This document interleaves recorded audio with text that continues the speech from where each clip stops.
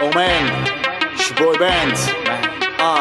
To the bars, to the bars, to the bars.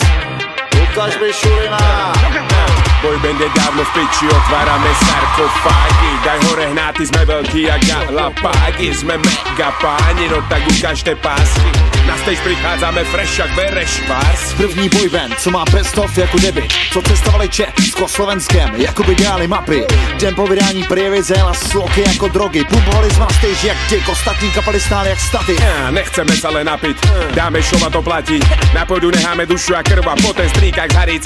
Každý jeden pár gul, sme jeden pár, čo má dva pary rúk. Od koší z Lodečína a späť a po každej ideme na maximum.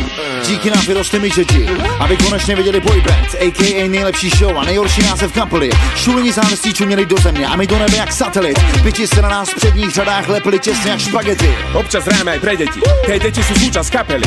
Ignorujeme povely, pošlo ideme na bar, nedopery. S Majkom idem jak Wolverine, obleče si oci čolené bombery.